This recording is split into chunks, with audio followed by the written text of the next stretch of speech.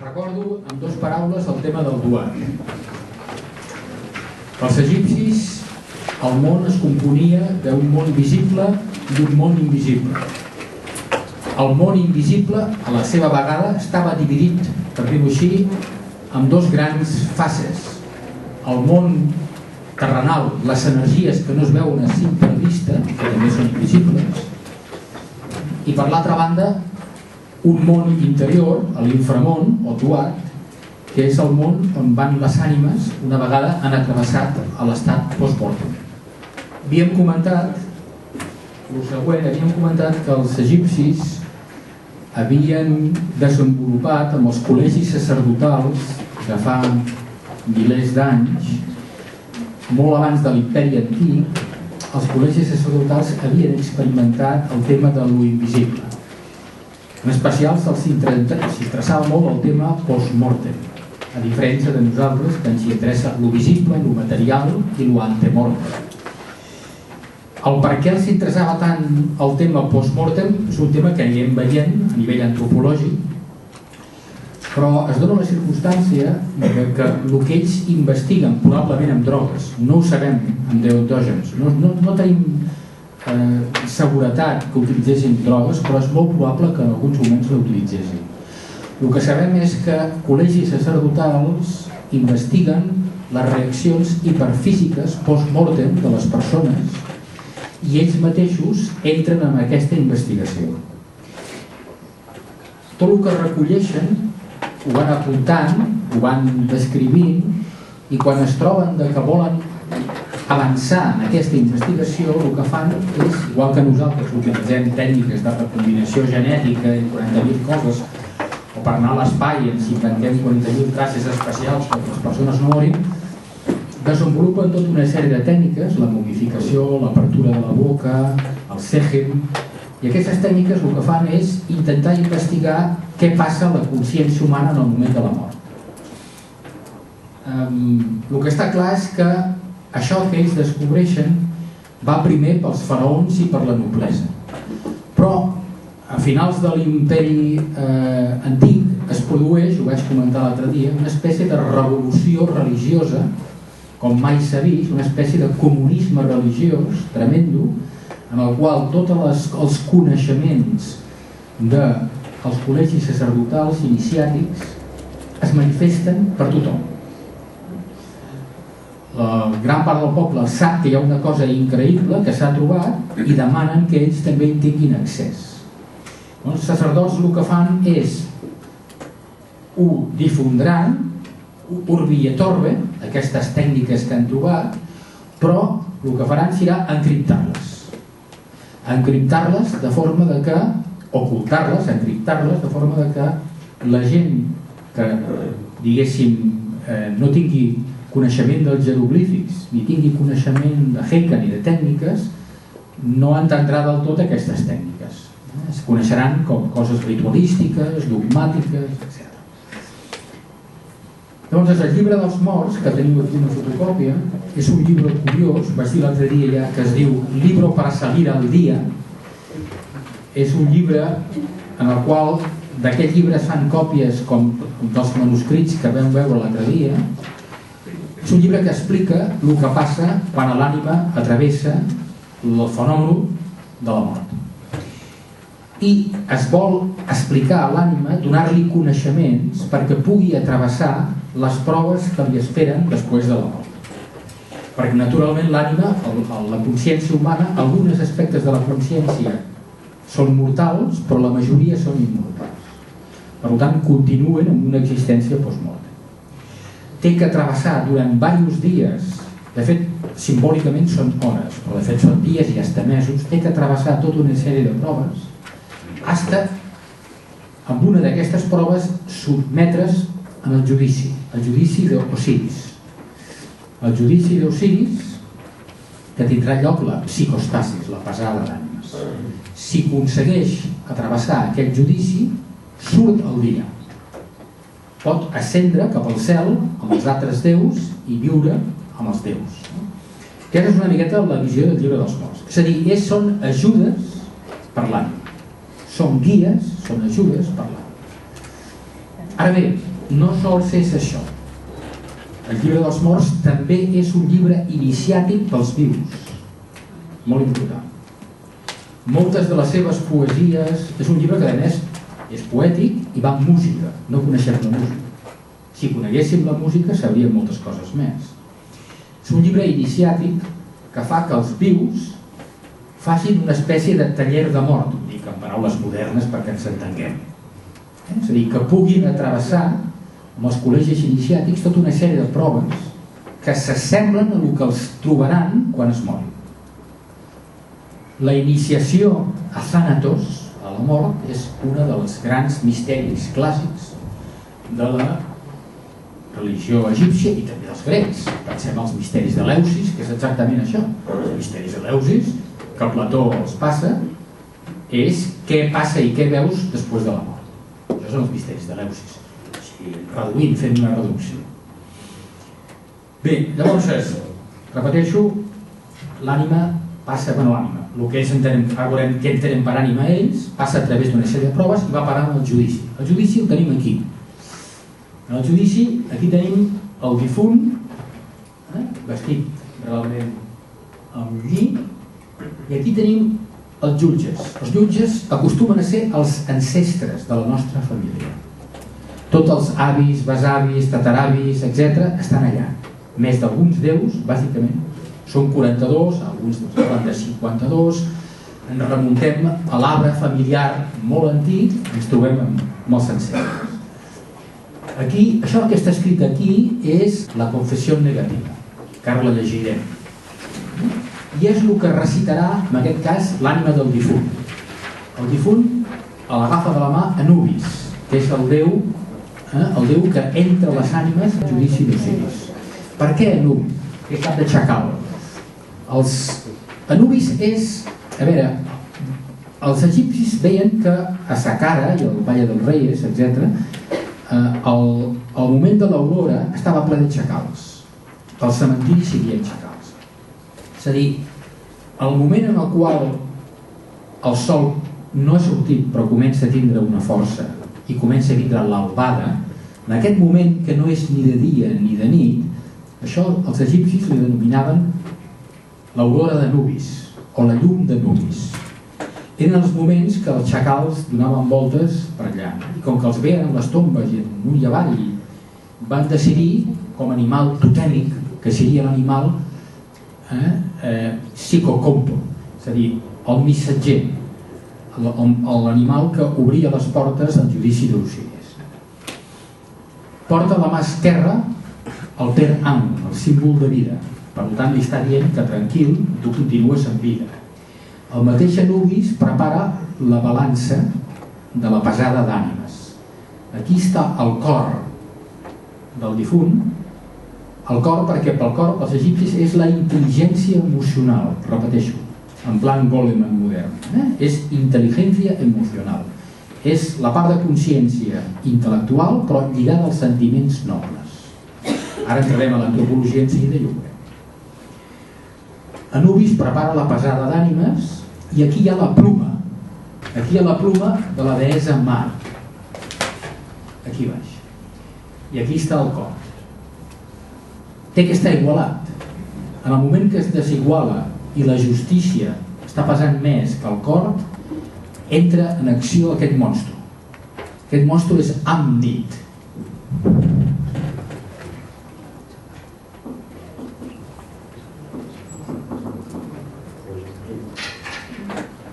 Amnit, que està mirant la balança, està mirant cap a la pluma. Fixeu-vos en aquest monstru. Té cap de cocodril, però té melena de lleó. Però les potes són de jirafa. El cos sembla de lleó, però després aquí les potes són d'hipopòtamo, no? Per tant, és un animal fantàstic. És un animal mític, Amnit. És un animal que de fet simbolitza dues coses. És el monstru que estragarà a l'ànima que intenta anar cap al dia i per tant la retendran al dubat durant anys i anys i anys, una possibilitat. Però també, fixeu-vos que també és grossera, que tot el que té són coses instintives. Vol dir també els instints, el grosser. T'està dient que si l'ànima, si pesa més la justícia que els teus actes i els teus pensaments, vol dir que has caigut amb la grosseria, has caigut amb els instints, has caigut en el món material. Està dient això. Aquí està Amnit, que es mira això, i aquí està, en aquest cas, Tot, el déu Tot, que apunta al resultat de la història, amb el cap d'Ibis. Si passa, que aquest difunt sembla que ha passat el judici, perquè ha passat correctament, no ha caigut una de les balances, tens a Horus, amb el símbol del Peran, que li dona la benvinguda cap a Osiris. Aquí tenim Horus, que presenta el difunt a Osiris, que és el rei dels morts, el rei del dual. A darrere tenim les dues germanes d'Osiris, i una d'elles també la seva dona. Isis, la primera, i Neftis, la segona. Però fixeu-vos que les mans de les germanetes estan tocant el braç d'Osiris i estan donant recolzament. Preguntes per què? Aquí tenim l'ull d'Horus, l'Ujiat, el gran símbol de protecció, i Osiris està amb el casco, amb el famós, diguéssim, el casco Osiris, el casco osiriac, amb la barba osiriaca, amb el cetre d'Osiris i el maial, que són els atributs del faraó, i està vestit com mòmia. Fixeu-vos això. A diferent dels altres déus, està vestit com mòmia. Per què? I aquí baix hi ha els 4 fills d'Horus, Hems, Hamstuk, Hamit, Hamset, que són els 4 déus menors dels vasos canòptics, de les vísceres de la mòmia. En teoria de les vísceres d'Osiris. Llavors, aquí ens trobem amb el mite d'Osiris, que és fonamental per la humanitat. Jesús, el cristianisme no té sentit sense el mite d'Osiris. I ara veurem per què. Ara bé, abans que res, agafeu la fotocòpia, sisplau, i llegirem la confessió negativa. La confessió negativa és el que l'ànima deia en el seu descàrrec. En lloc de dir, jo he fet això i l'altre, la mentalitat egípcia és, jo no he fet això, i jo no he fet això, és una confessió negativa. Lo que hay que decir cuando se accede a la sala de las dos Mat. Mat és l'ordre còsmic, la deessa de la justícia i l'ordre còsmic, les dues coses. Separar a de todos los pecados que ha cometido. El Mat és el difunt, ver los rostros de los dioses. Declaración de inocencia. Palabras dichas, y ahora llegiré a ocurrir. Salve gran Dios, Señor de las dos Mat. Aquí hi ha una cosa curiosa. Per què hi ha dos? Per què la dualitat? El pensament egipci, ja ho vaig comentar l'altre dia, és dual sempre. Te conozco, y conozco el nombre de los 42 dioses que están contigo en las salas de las dos Mat. Això de la dualitat del Mat, ¿no? Que viven de la guarda de los pecados y se arriban de su sangre el día de la evaluación de las cualidades ante un enfermo. Mira, el de las dos hijas, el de las dos Meret, el Señor de las dos Mat. Es tu nombre. He aquí que he venido ante ti y te he traído lo que es equitativo. He expulsado para ti la inquinidad. Això ho recita el difunt. I sobretot hi ha una frase clau aquí, que és te conozco. Aquesta era la clau pels egipcis. Transmetre coneixement a l'ànima, perquè l'ànima, a les proves de l'inframón, sàpiga on està. Te conozco. Ja no estàs confús, ja no estàs separat, ja no estàs dislocat. I ara venen, diguéssim, la confessió negativa. Sisplau, he agafat, a tu mateix que t'he agafat el d'allò, pots llegir? No cometí. No cometí iniquidad contra los hombres. La primera és, jo no vaig matar ningú. Inquinitat, en aquest cas, és entès fort, o sigui, no vaig, entre cometes, putejar a la gent. Continuo. No maltraté a las gentes. No cometí pecados en el lugar de la verdad. Sí, los temples. No traté de conocer lo que no se debe conocer. Aquí hi ha un error de traducció. És, no traté de conocer el no ser. És molt filosòfic. El no ser. No hice mal. No comencé la jornada habiendo recibido una comisión de las gentes que debían trabajar para mí y mi nombre no llegó a las funciones de un jefe de esclavos. Com veieu, hi ha esclaus que són sempre els presoners, els palestins, libis, el que sigui, els que s'han fet de les guerres, i el sorprenent del cas aquí és que, bueno, ja veieu, de fet és molt actual. Sembla una imputació de polítics. Continua. No blasfemé contra Dios. Gira. No empobrecía a un pobre en sus bienes. Important, no es tracta només de no mater, no robar, sinó només coses molt concretes. No hice lo que es abominable a los dioses. No causé perjuicio a un esclavo ante su dueño. No afligí a nadie. Aquesta és molt bona, no afligir a nadie. No hice pasar hambre. No hice llorar. No maté. No ordené matar. Molt important, no ordené matar, segones o terceres. No hice daño a nadie. No disminuí las ofrendas alimentarias en los templos. Clar, ara ens sembla una tonteria, perquè en els temples hi pot haver-hi ara, no? Però llavors això serà fonamental. Les grans quantitats de menjar col·locats a les portes, amb els tipus, etc. No manché los panes de los dioses. No robé las tortas de los bienaventurados. Són ofrenes sempre als temples. No fui federal. Hombre, pel Vaticà no iria malament. No forniqué en los lugares santos del Dios en mi ciudad. També al Vaticà. No robé con el telemí. Bueno, és una espècie de, diguéssim, de bastó, no? Que podia ser coses. No disminuí la rura. Com posa baix, és la medida de superfície. És el metro, els centímetres. No engañé con los terrenos. Jolín. No sé que és actual. No añadí el peso de la balanza. No falseé el peso de la balanza. No quité la leche de la boca de los niños. Bueno, veieu, aquestes són... Hi ha 2 o 3 més, però ja s'acaba la fotocòpia. Aquesta és la confessió negativa. Això és el que està escrit aquí, precisament. Un jeroglífic. Bé, és un descart. En el cas de que la balança sigui igual, o que sembla que la justícia pesa més, tenia un recurs útil abans de caure en mans d'Amnit, que és treure's l'escarbat. Portava sempre un escarbat, totes les mòmies portaven un escarbat, i aquest escarbat el tirava en el cor i, si era poca quantitat, podia equilibrar. Si tot està fet perquè quan hi hagi un aprovat, per dir-ho així, justet, puguis passar. Per tant, l'escarbat, tota mòmia porta, evidentment, un escarbat per poder, igual que a Grècia, tot mort portarà a l'òvulo, pel barquer, per aqueronte, el cèntim, doncs exactament aquí, en lloc dels cèntims, aquí és l'escarbat pel judici. A veure, el mite d'Osiris és el mite antropològic més important de la cultura occidental, de la nostra cultura. Pensem que després Sant Pau aplicarà aquest mite a Jesús. Jesús, parlem de set davant, Jesús no mort a la creu, evidentment. Però se li col·loca el mite, diguéssim, d'Osiris, bajo los infiernos està sentada la diestra de Dios Padres, etc. És a dir, tota la simbologia osiriaca, el mite post-mortem se li adjudica a Jesús, el cristianisme, i a través del cristianisme passa a nosaltres, vivim d'això, en fi, podríem entrar en diferents sectes cristianes, com ho veure. El mite d'Osiris, què diu? Egipte.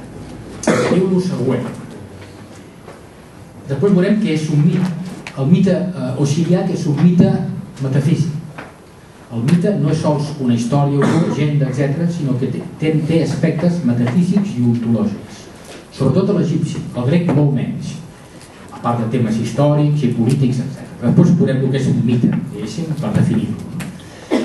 Osiris és el següent. Osiris resulta que és el déu que primer ensenya la cultura als humans. Els ensenya l'agricultura, la ramaderia, adorar els déus, és el gran benefactor, és el Prometeo, per dir-ho així, egipci. Això crea una tremenda enveja amb un dels seus germans, amb Set, el déu Set.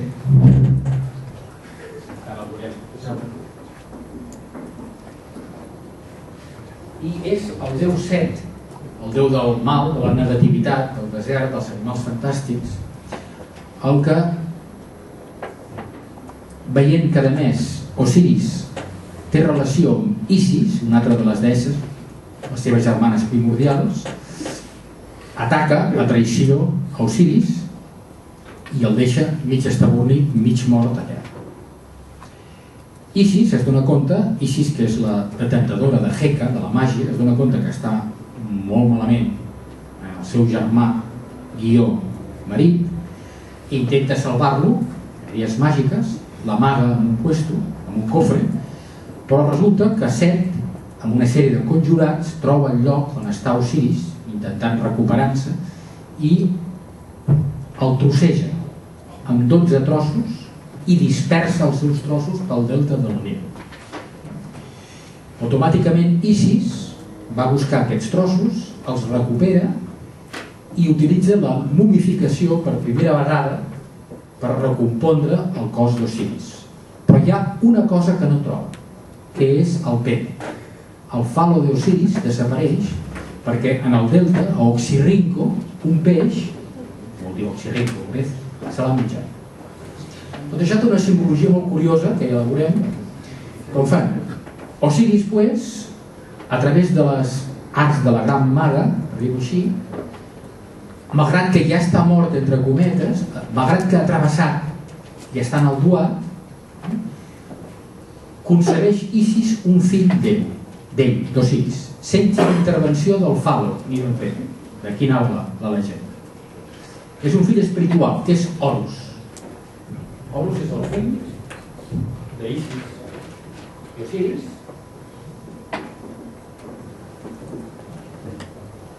I és la tríada, la famosa tríada, Osiris, Isis i Horus.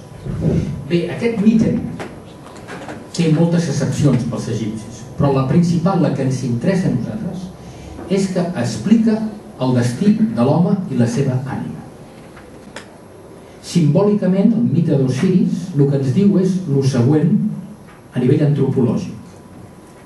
Per l'ésser humà, antropològicament, ens està dient que l'ànima, que és Osiris va ser el primer que va fer aquesta història i va ressuscitar, com Jesús després.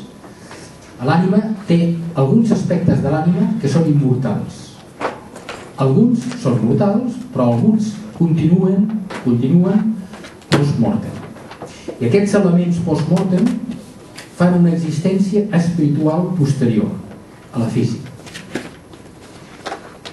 Al cap d'un temps de travessar un inframón, l'ànima surt al dia i ressuscita plenament. No ja com cos, però sí amb consciència, amb una sèrie d'activitats, etc. Per tant, Osiris va obrir el camí. Va ser el primer déu que es va convertir en home, va patir les coses de l'home. Us sona això? Va patir les coses de l'home, va travessar l'inframón, va sortir el dia i va ressuscitar perquè va tornar a col·locar-se amb Isis i els déus al cel. Però va fer aquesta trajectòria. I al fer aquesta trajectòria, tots els homes agraeixen a Osiris que farem el mateix que ell. Morirem, però l'ànima continuarà, post-mortem, entrarem al duat, etc. Tot això. Sobretot, la importància és que Osiris va sobreviure a la dislocació de la consciència.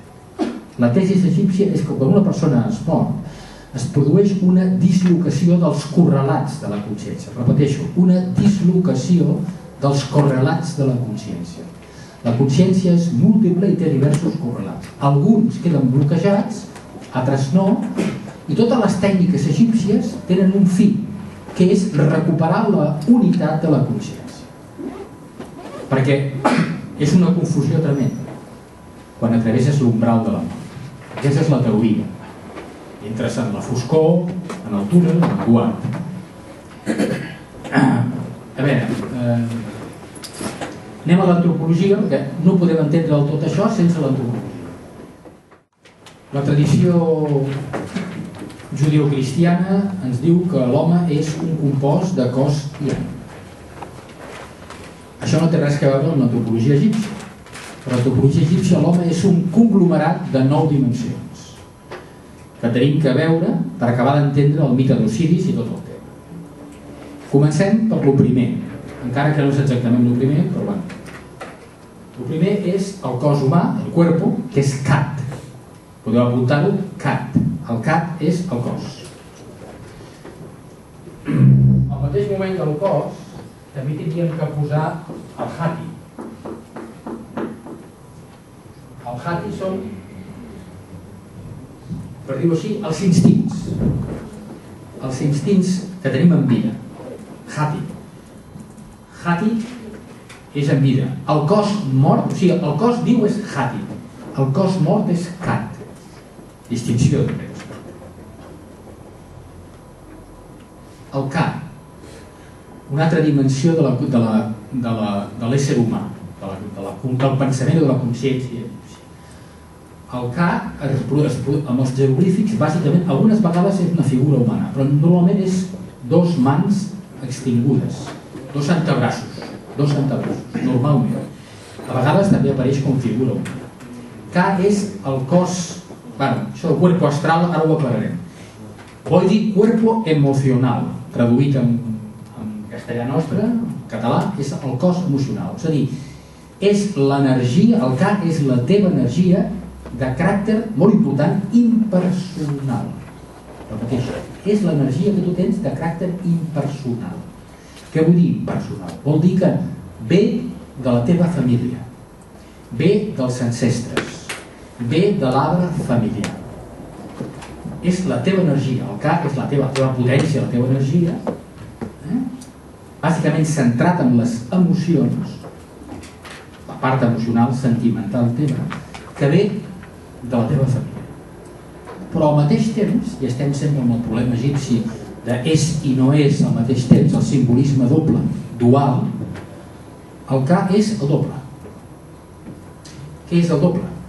Bé, el doble, si no passem a Heka, no ho entenem. Per nosaltres, doble. Ah, vale, què vol dir el doble? Que hi ha un altre Ka tocant a nosaltres? Doncs sí. És a dir, tota persona té un doble interior. Aquest doble interior vol dir que si utilitzem Heka, som els egipcis, podem desdoblar-nos. O sigui, les nostres emocions poden ser desdoblades amb una figura fantasmagònica que és el doble nostre. Clar, això occidentalment rechina molt. Però esclar, tenim dades històriques. Pitàgores, a l'Iniciat de Llobres. Tenim bastants fragments del Dijkskrans que ens diu que era capaç d'estar a dos puestos distants entre ells al mateix temps. Sigui una afectació del doble. Tenim els casos, a Grècia, Empèdocles, igual, capaç d'estar en diferents llocs al mateix temps. Què és això? Sor Maria d'Àgreda, la consellera de Felipe IV, a Sòria, aquesta dona que es desdoblava, feia una bilocació de la consciència i apareixia a Mèxic. Una part d'ella apareixia a Mèxic durant mesos, quan es tancava l'habitació del convent d'Àgreda. Hi ha testimonis de notaris, etc. Bilocacions de la consciència. Quan un té un accident fort, un impacte, produeix també a vegades bilocacions de la consciència. Jo és l'única explicació que li trobo. Una explicació molt esotèrica, molt rocambolesca, per explicar el doble. Aquest és l'Ib. L'Ib és, abans ho he comentat, el cor, la paraula Ib és corazón, però vol dir la seu de la intel·ligència emocional. Fixeu-vos que l'intel·lecte quasi no existeix. No hi ha un puesto, parlem aquí, ja veurem, esto és la intel·ligència intel·lectual, no. Parlen d'intel·ligència de les emocions nobles. I de fet, a la passada d'ànimes, a les psicostasis, col·loquen el cor, l'Ib, no col·loquen una altra cosa.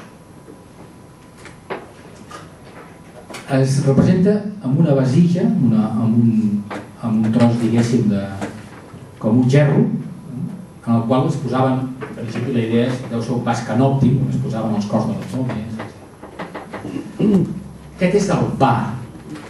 El Ba és la consciència ètica, moral, la consciència moral anímica de la persona. Mentre que el Ka era algo impersonal, era una energia, aquesta energia, l'energia de la consciència anímica, ètica i moral, és individual, no és familiar. Aquesta lliga la identitat de l'individu. Aquí tenim el tema de la identitat individual, el Va. I mireu que està representat com un ocell, perquè es mou moltíssim. A nivell post-mortem es mou molt, ja ho veurem en seguida. És també el que està present a la pesada d'ànimes. Mentre que el seu cor està pesat, el va també està present per allà a la porta. Si no, tornarem i ho veurem. Aquí està el caibit. El caibit és també pensament dual egipci, complementari. Són dues coses al mateix temps. Per una banda és la sombra amb el sentit de fantasma, és a dir, l'ésser post-mortem que ha quedat enganxat amb alguna de nostàlgia respecte al món terrenal, sombra, fantasma, sombra. Però també és la sombra a nivell inconscient, és a dir, forma part de tot l'inconscient de la persona. És a dir, què vull dir amb això? Vol dir que, si ens referim a Jung, per agafar un referent psicològic, està parlant de la part negativa, escarosa, insuportable que tenim nosaltres dintre de nosaltres de forma inconscient. Per tant, el caibit és sombra i està representada, evidentment, amb una figura fantasmagònica que surt de la tomba i ens està dient això, que molts finats, malgrat que ells continuen al duat i continuen una evolució en el duat, correlats de la seva consciència surten perquè estan lligats en el món terrenal, la sombra. Aquest és l'Ak, l'esperit, la part més elevada de la consciència humana, la part espiritual, la part més lligada als déus. Amb la tradició hindú parlaríem del jo superior, no? Si pensem en la filosofia Vedanta, no? És a dir, aquell lloc en el qual jo espiritualment deixo el material, tinc una vibració elevada que em posa en una posició de vidència, de gràcia, de coneixement intuïtiu.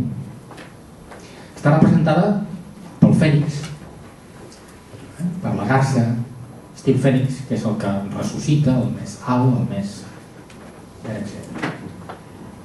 Aquest és el Shao. El Shao és el cos il·luminat, el cos etèric, per dir-ho així, la part etèrica, energètica que tenim nosaltres, que una vegada post-mortem es pot il·luminar. És una figura que no entendrem, no cal que ens donem cops de cap. El Shao és una figura, a més, apareix en les textes de les piràmides, és a dir, sembla com si el difunt, una vegada fet una evolució a diferents portes, comença a brillar espiritualment, energèticament. És signe, evidentment, d'evolució espiritual, el Shao. De fet, hi ha molts sants que tenen l'aura, Jesús es deia que brillava, anem per aquí el tema. És el brillo de les aures, dels cossos energètics, el Shao. El Hati ja l'hem dit abans, com cos in-situ, però falta el Sehen, que no he trobat cap imatge clara del Sehen, que és la voluntat consciencial, la voluntat màgica, vital de la persona. Sehen. El Sehen, a més, s'utilitza moltíssim en la vida post-mortem. En la vida post-mortem, en el trànsit pel duat, vital és la vostra voluntat. La voluntat de reunir, d'unificar, de tornar a pensar. I, molt important, en el conglomerat és el rem, el nom. És important el nom perquè, segons la tradició egípcia, el nom unifica tots els 8 aspectes del conglomerat. El nom dona unitat. La paraula egípcia per jo és Inek. Inek és jo, que significa reunir, juntar. Però aquest Inek, aquest jo, que engloba tots aquests conglomerats que hem vist, només funciona si té un nom. Per què? Perquè el nom té una importància espiritual pels egipcis. La tesi egípcia és que el nom no és arbitrari, ni tampoc té a veure amb la història, ni res d'això. El nom te'ls posen els pares perquè els pares tenen una intuïció del clan familiar i et col·loquen un nom que explicarà el teu destí terrenal. Repeteixo, el nom filosòficament té una rellevància important perquè, a part de definir la persona, el fet de que et diguis Jordi i no Pere, o el fet de que et diguis Maite i no Sandra, té un significat. Cada lletra del nom té un significat numèric, personal, etc. I el nom en concret del santoral egipci també té un significat que s'implica amb les teves qualitats i les teves virtuts. Penseu que tot el que és la numerologia sagrada i tot el que és l'abecedari sagrat, cabalístic, etc., pitagòric, tot això arranca d'aquí, arranca d'Egipte. El que avui en dia es parla de numerologia no és res més que la deducció dels textos originals egipcis. Això ho fa Jambli, sobretot, amb la teologia pitagòrica després dels seus viatges a Egipte. O sigui, és una còpia, tota la numerologia grega i tota la interpretació dels noms grecs és una còpia directa de la tradició egípcia. El tarot, evidentment, són il·lustracions del llibre de Tot egipci que s'ha perdut. El tarot que trobeu a les Rambles, amb les tarotistes, amb les 22 cartes, amb les categories psicològiques, són il·lustracions egípcies que passen a través d'anys i anys i segles i que formaven part del famós llibre de Tot, el llibre de la màgia fonamental que no coneixem. M'equivoco, només coneixem l'entradeta, la taula d'Esmeralda. El resto no ho coneixem. Repeteixo, el nom forma part també de les paraules. Pels egipcis la paraula tenia que ser impecable. Dir una mala paraula era com matar un animal a Egipte. Mentir als egipcis és algo horrorós. Els grecs es quedaven al·lucinats perquè estaven acostumats a mentir, a modificar, a manipular les paraules. L'egipci té un principi que és la impecabilitat de la paraula. Té que ser impecable. Tens que definir exactament. I per què? Perquè la paraula té un sentit heka, té un sentit màgic. El que tu diguis es pot complir. I d'aquí ve aquesta famosa frase, que sí s'escriba i que sí se cumpla. No és una frase d'ordenació, és una frase heka. És a dir, l'energia que tu poses en la paraula, la vibració que transmeten a l'aire la paraula, tindrà un impacte en un univers. I pot produir les conseqüències de la teva paraula. Que així s'escrigui i que així es compleixi. Bé, què és pues l'ésser humà? Abans d'entrar a les idees aquestes. Què és l'home? Què és l'ésser humà pels egipcis? Bàsicament l'home pels egipcis és un conglomerat, com hem vist, d'una sèrie de correlats, i aquests correlats són el mateix, és a dir, el que hem vist, però sobretot el K, el bàsic és el K, a nivell anímic, el K, el Ba, el H i el Ip. Aquests quatre són, podríem afegir, el Segen, la voluntat. Aquests cinc són els grans correlats. I aquests correlats, encara que, a part de la definició que jo he fet ara, són correlats que al mateix temps són consciència, o sigui, són pensament i són sentiments. I si m'apreteu, hasta us diré que no hi ha no sols una dualitat en cada un d'aquests correlats, sinó que hi ha una triplicitat, que és consciència, és a dir, intel·lectualitat, sentiments i energia. L'energia és bàsic pels egipcis, i això és el que els confereix amb ell l'aspecte oriental. Cap presocràtic grec, cap Tales, cap Anaximandre, cap Pitàgores, cap Heràclit parla mai d'energia. Però els egipcis, com que són una cultura xamànica, sí que parlen d'energia. Aquesta és la diferència. Per tant, l'ésser humà és el INEC, és un conglomerat d'una sèrie d'aspectes que una vegada més s'hi diuen, bueno, però on està la identitat? Aquí podríem dir, a veure, acabem del rotllo aquest. On està la identitat de l'ésser humà als egipcis? Resulta que ens trobem amb el mateix problema que amb l'enoteisme dels déus.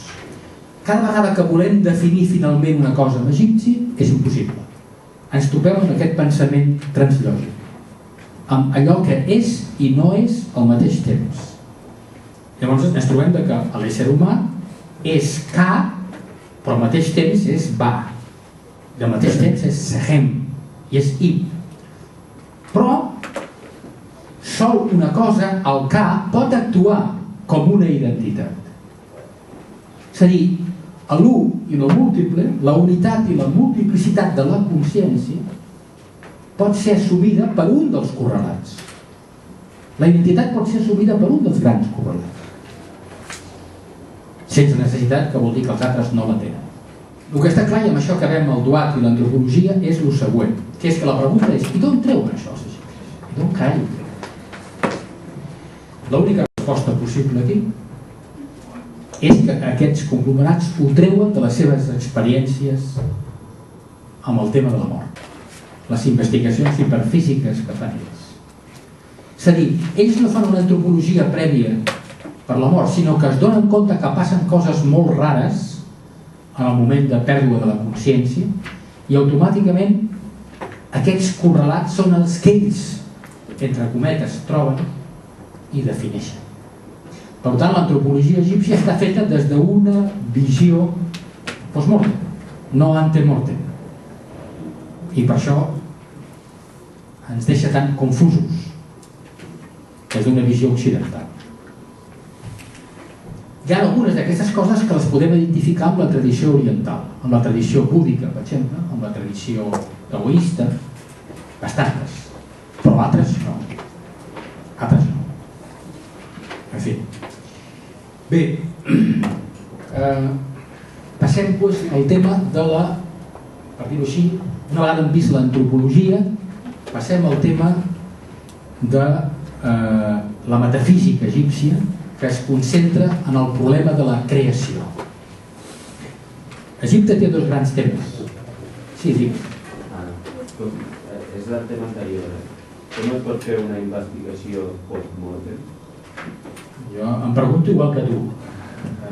És a dir, els textos que tenim ells diuen que amb drogues s'apropen a la mort i tenen visions del que passa. Això és el que tenim. El pròxim dia, a veure, sisplau, el pròxim dia portaré una fotocòpia del papir d'Herculà. El papir d'Herculà és l'únic papir que tenim en el qual se'ns explica una iniciació a la mort egípcia. Va ser trobat a Pompeia i Herculano al segle passat, però és un papir que els egiptòlegs diuen que està contaminat per la tradició hel·lenística, que el que hi ha en aquest papir és més grec que egipci, entens? Però en aquest papir se'ns explica això, ens explica exactament la visió del sol de mitjanit, les drogues que es pren, tota aquesta història apareix en el papir d'Herculà. Faré una fotocòpia el pròxim dia i us la passaré perquè veieu el tema de les proves i l'experiència, entre cometes, post-mortem, com entendre-ho. Clar, tenim coses dels iniciats en vida i tenim coses dels sacerdots que fan visions de l'altre, però no tenim més, evidentment. Si em preguntes on estan les proves, no puc dir més, igual que tu, evidentment. Bé, a veure, hi ha dos grans temes a la cultura egípcia. El tema de l'antropologia, que és el que estem mirant ara, amb el mite d'Osiris, i després el mite de la resurrecció de l'ésser humà, de la immortalitat de l'ànima, i després m'he oblidat de dir que la majoria d'aquests correlats són immortals, però no eterns, poden desaparèixer L'únic que no pot desaparèixer és l'esperit, l'ànc, però el resto, el ca, el va, no són eterns. Transcendeixen a la mort, però no són eterns. Que quedi clar d'això. A part que el hati i el gat que es moren, no tenen constitució. La creació, el mite de la creació és el gran mite de la cultura egípcia. De fet, és el que els interessa més. Els grecs pràcticament no entren en el mite de la creació. D'aquesta forma veurem què significa la metafísica egípcia. Els grecs estan fascinats per el que passa després de la creació, per l'argé. Què és el principi de la creació? Això és la idea grega. L'argé, quin és l'argé? L'aigua, el foc, la terra, etc. Però el que passa abans de l'argé no s'hi interessa cap cosa. Allà estan Hesiodo i els mites i els déus que fan coses, però la visió racional és a partir de l'argé. En canvi, Egipte se situa en una altra perspectiva. La creació els interessa en el mateix origen de tots els orígens, al Big Bang, a la supernova. Això és el que els interessa als egipcis. Explicar realment la creació des del principi dels temps i arribar fins als planetes, les estrelles, etc. i la Terra. Bé, hi ha 5 grans escoles metafísiques, teològiques i metafísiques egípcies. La primera és la d'Heliòpolis, la tradició d'Heliòpolis, que treballa amb que el creador es diu Ra, Atum Ra. Per ser més exactes, Atum Ra. Aquest és el creador. La teologia d'Heliòpolis treballa amb Atum Ra. La ciutat d'Hermòpolis crea 8 segles després la famosa metafísica d'Hermòpolis, en el qual el déu fundamental és Tot. Tot és el déu creador. És sempre el mateix, sempre és Atum, Tot, Atum Ra. Després, 4 segles després, apareix la metafísica de Memfis, en el qual el déu fundamental és Pat, l'artesà, el demiurgo, Pat. És important la de Memfis perquè és la que influenciarà els grecs. Els grecs només tenen un text creacionista, que és el Timeo de Plató. I el Timeo de Plató sembla un quadern d'apuntes de la teologia memfita, quasi punt per punt, és molt sorprenent. Apareix la figura del demiurgo, que és Pat, que així l'utilitzen els egipcis, demiurgo. 8 segles després apareix la teologia de Tebes, la metafísica tebana, Amon, el oculto, el déu oculto, el déu velat, Amon. I finalment, a l'any 1300 i pico, abans de Crist, apareix el faraó heretge, Akenaton, que propaga la teologia de Telamarna, i el déu principal és Aton, el sol. Però hi ha sol a seques. No hi ha Atum Ra ni tonteria, el sol, el disco. Clar, això, ho veurem en seguida, ha portat a la tesis, i amb això crec que jo estic bastant d'acord, els egiptòlegs, ha portat a la tesis de dir que el que explica Akhenató, el que explica el faraó heretge, pot ser una religió, pot ser, però de fet el que és una filosofia. És una nova forma de pensar. És una ruptura radical amb la tradició egípcia, amb la tradició religiosa i també amb la tradició de pensament translògic. Akhenató es converteix així en el primer presocràtic. És l'antecedent de Tales de Milet. Akhenató és aquella persona que trenca amb tots els tòpics del pensament egipci i de la teologia egípcia. Va tan lluny com que no utilitzen ni la paraula Déu. No parla ni de Déu. paraula de hombre, Neter, per cert, he oblidat la paraula home egipci, que és important. Home egipci, Remet, afegim dos es, Remet és ser humà. Remet, home. Segons la tradició, Remet també són llàgrimes. I això encaixa amb el mite de la creació egípcia. Els homes neixen de les llàgrimes dels déus. Els déus creen el planeta i estan tan alegres que ploren i apareixen llàgrimes o homes. A veure, una cosa important. Com diu aquest alumne, a la teologia d'Heliòpolis la creació és un acte sexual. A la teologia d'Hermòpolis es critica ja aquest acte sexual i ja és un acte metafísic. I la de Memphis, que és la que tenim aquí, es critica les dues i és un acte espiritual. Veurem que a través dels segles les escoles van treballar. Llegeixi, sisplau. El texto conocido como teología manuscrita de Arqueles constituye la segunda parte de la Edda de Sabacón. Sabacón según la gnóstica manueltoniana, que se colocó en el templo de Paz en Memphis. Bé, perquè sapigueu que us va trobar en una pedra d'un molí. Salta a la pàgina 55 y comença los dioses. Los dioses que han nacido bajo forma de Paz, Paz que está sobre el gran trono, Paz Nun, el gran dios que creó a Atu, Paz Naunet, la gran madre que dio nacimiento a Atu, Paz el grande es el corazón y la lengua de la Eneada, Paz que dio nacimiento a los dioses. Diariamente.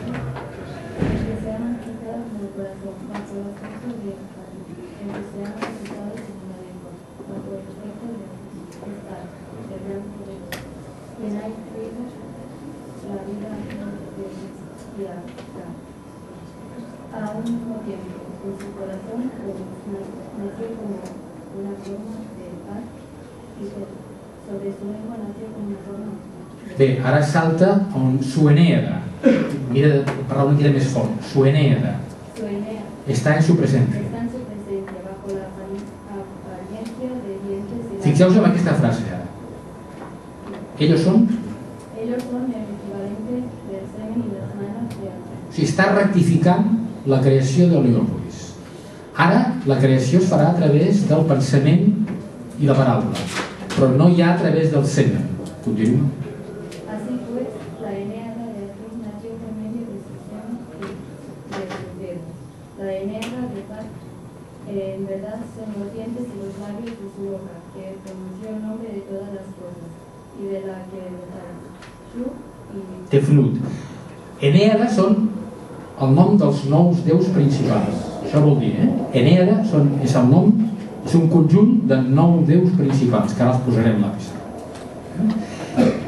És a dir, aquí hi ha una rectificació curiosa i, per tant, segons la teoria de... Gràcies, segons la teologia de Memphis, què vol dir la creació? El creador ja no es masturba amb el seu falo i tira el semen i crea. El creador primer fa sia, pensament. Sia, pensament. I després ho passa a la paraula, hu, i diu la paraula. I finalment passa a heka, i llança l'energia. 3 aspectes per la creació egípcia. Shia, pensament, hu, paraula, i heka, energia. Així es produeix el món, es produeix el planeta, es produeixen els accidents geogràfics, o el que vulgueu dir això, diguéssim. Aquesta és la rectificació que està fent la teologia de Memphis, la metafísica de Memphis. A veure, aquí no podem profunditzar molt en cada escola metafísica, però intentaré, perquè tingueu... Aquí teniu també els déus, no? Escola, Heliòpolis, Ra, creació, Hermòpolis, tot creació, Memphis, que és el que hem llegit ara. Pat, creació. En canvi, Tebes i Telemarna els impressen més el creador, la figura del creador, no tant la creació, sinó com és ell. Exactament. Aquests són els déus primordials egipcis. L'Enèada, Atum, que és el creador, Shu, que és el buit, podeu identificar el vacío, el buit atmosfèric, ja. Tefnut, que és la humitat aquosa, l'humit. D'aquí farà Tales al principi de les coses, d'això, el Limnos. Get, que és la terra, Nut, que és el cel, Osiris, que són determinades estrelles, però també és la cultura, com veiem. Set, que és el desert, també són determinats planetes. Isis, que també són planetes, també són determinades activitats culturals, socials, polítiques. Neftis, que també són planetes, que és una altra deessa important. Horus ja no està a l'Enèada, Horus és posterior, no forma part de l'Enèada. Us l'he posat aquí perquè serien 10 llavors. I es tracta de 9. 1, 2, 3, 4, 5, 6, 7, 8 més el creador. I el creador, de fet, està lligat en el Nun. Aquí faltaria Nun, està sobre el Nun, a dalt. On hi ha Atum, tenim que posar sobre d'ell, entre parèntesis, Nun, que és el caos. Que és el caos. Nun. A veure, intentem 4 paraules del procés de la creació. Normalment, nosaltres, occidentals, ens guiem per la famosa frase de Heidegger: què és més important per nosaltres en el món? Aquella famosa pregunta: per què el ser i no la nada? Com és que si el fet que tu estiguem aquí en aquests moments xerrant és una bogeria?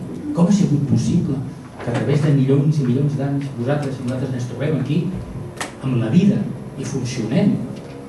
Com és que hi ha ser i no existe la nada? Aquesta és la pregunta occidental. Però els egipcis amb la creació parteixen d'una altra pregunta molt sorprenent, que és que com que nosaltres no sabem de què va la pel·lícula, com que estem desorientats, com que no sabem exactament què pintem aquí, la pregunta fundamental no és aquesta, sinó que serà la pregunta de per què se'ns oculten les coses? Per què el món està ocultat? Per què està velat el món? Per què apareixem en el món? Diem, sí, una família, un país, però no sabem què pintem aquí. Com és que se'ns ha amagat al final de la història? Per què? Quines raons hi ha que se'ns amaguen? Per què la dimensió invisible? Per què l'oculto? Com és que hi ha alguna que està amagat? On està això que està amagat? Aquest és el punt de partida, diguéssim, egipci amb el problema de la creació. Llavors, la creació intentaré explicar-la en 3 conceptes, i prou perquè ens portaria diversos dies. En l'origen, evidentment, està el Nun, que és el caos insuperable, el caos total, el buit, el vacío, és el no ser. El Nun és el no ser, és el res, és l'èter, humit, caòtic, no? És el que està fora del planeta. Però resulta que en el caos flota, com part del caos, Atum, algo que no és del tot el caos, algo que està flotant. I el bo del cas és que aquest Atum que flota en el caos només podrà crear la creació en el moment que s'oculti ell mateix. És una frase que ens despista els occidentals, però és així. En el moment que faci el buit, es concentri en un punt i es veli. Sense ocultació no hi ha creació. El Big Bang vindrà després, l'expansió vindrà, però abans hi ha la contracció. El creador es té que contrair tremendament en el caos per arrencar el procés de la creació. I amb aquesta contracció en un punt, el que fa és crear unes coses ocultes, valar moltes de les coses, crear l'invisible, la dimensió invisible, que pels egipcis és el fundamental. Contracció del creador en un punt, i en aquest punt, evidentment, apareix la llum, que és el punt de llum de la creació. Jo crec que això és el fundamental que teniu que retindre tota aquesta complexa, perquè, és a dir, de fet, imagineu-vos, quan hi ha la creació té 3 noms. O sigui, al creador se li col·loquen 3 noms. A tu, el creador, l'indiferenciat, el primordial, el ser, però al mateix temps és Kepri. Què és Kepri? El que llega a l'existència. És a dir, surt ja el sol. Kepri és el sol en potència i Ra és el sol en pressió. O sigui, la primera figura que crea el creador és el sol, l'ascensió del sol. La llum. Primer és la llum, aquest punt de concentració i d'ocultació, i després el sol. Però, clar, això és...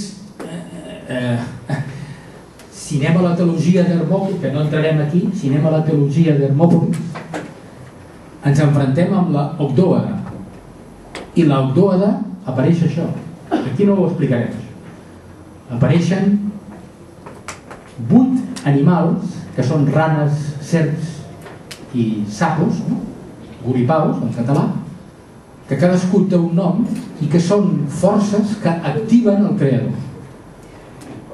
Nun, Naunet, Amon, i són tot forces metafísiques, són forces abstractes. Bé, no entrarem en Memphis, l'hem vista ja, la teologia de Memphis ja l'hem vista, i ara intentem dir 2 coses sobre... Bueno, la teologia de Tebes, anem a Tebes, una frase de Tebes. El que ve dir Tebes és el següent. Tebes diu: el creador és al mateix temps immanent i transcendent a la naturalesa. Repeteixo. El creador és al mateix temps immanent, però també és transcendent a el que ell crea, a la naturalesa. Per tant, si és immanent i transcendent al mateix temps, és responsable del mal en el món i no és responsable del mal en el món. Com entendre això? Tornem a tindre la confusió. Els egipcis donen una resposta a això. Una resposta molt sorprenent, seguida, que és que hi ha hagut creacions anteriors que han fracassat. I els trossos d'aquestes creacions anteriors que han fracassat són el que explica el mal a la Terra. I acabem amb Telamar, i amb això acabarem la classe. Bé, per Akenató us llegeixo... A veure...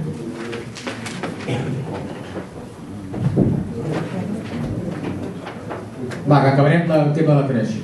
Akenató, què diu el faraó Akenató? El faraó Akenató no utilitza la paraula néter, Déu, sinó que utilitza la paraula principi. Aton, el nou Déu, és un principi, no és un Déu. És el disco solar, era un Déu molt antic, era un néter antic, però que ell recolleix, és el disco. I què fa aquest disco? Aquest disco és una creació de la naturalesa visible, no s'amaga, no es contraeix, no vela, no oscurece res. Aquest Déu és un cant naturalista. Totes les coses que aquest Déu diu tenen que veure amb la naturalesa visible. En els himnes d'Akenaton no es parla del duat. Pràcticament no es menciona el duat a l'inframón. En els himnes de Ton no es parla de Heka. Pràcticament no es parla d'energies.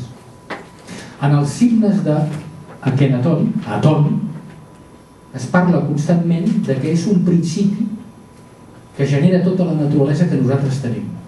I val la pena que escolteu les frases. Llegeixo, perquè si no, constipats, esteu agotats, nits salvatges, esteu tots destruïts i tal. Bé, diu lo següent.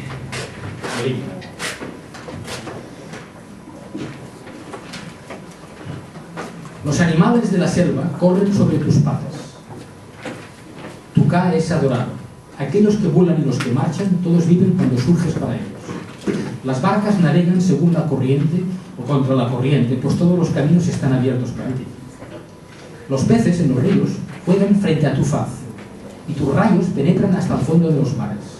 Y también producen el germen de la mujer, y eres la semilla del hombre, y nutres al niño en el vientre de su madre. Cuando sale del vientre el día de su nacimiento el niño, tú abres su boca para que pueda hablar, y provee sus necesidades. Cuando el polluelo dentro del huevo está piando en la cáscara, tú la alientas para sustentarlo. Tú le das la forma completa. Tú ayudas a romper el huevo. ¡Qué admirables son las obras que tú has creado! Están escondidas a la vista de los hombres. Oh Dios único, a quien nadie es igual. Tú has creado la tierra por tu voluntad. Tú estando solo. Frase impactante, los egipcios. Tú estando solo.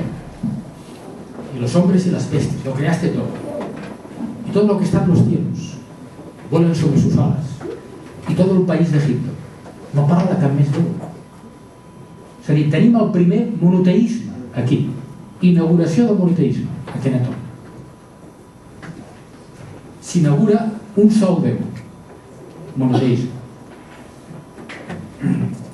A cada hombre le asignaste su lugar, sus necesidades, y tú has distinguido los diferentes pueblos, has creado el Nilo y por tu voluntad lo haces surgir para nutrir tu pueblo. Has creado la lluvia, las montañas, las olas. Es un cant a la naturaleza impresionante. La lluvia en los cielos es para las lejanas naciones y para todos los animales. Pero el verdadero Nilo viene de las profundidades del Dara, del Duat. Aquí ho menciona per Egipte. Menciona el Duat, però surt el Nilo d'ell. Res més. Tus rayos nutren los campos.